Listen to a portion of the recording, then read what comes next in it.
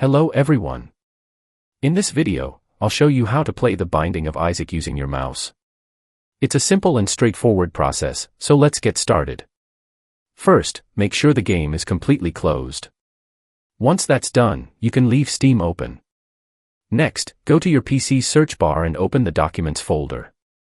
Inside Documents, find the My Games folder, and then open the folder for your version of the game, either Rebirth or Repentance. In my case, I'm using Repentance. Now, locate the options.ini file.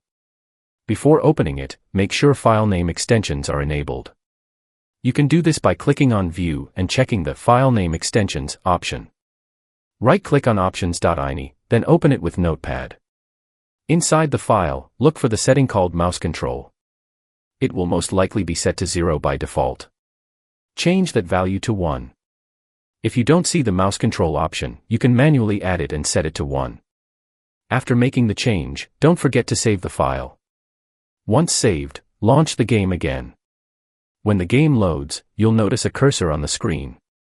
You can now aim using your mouse and shoot by clicking the left mouse button. For example, start a new run and you'll be able to aim in any direction and fire easily with your mouse. And that's it. That's how you enable mouse controls in The Binding of Isaac.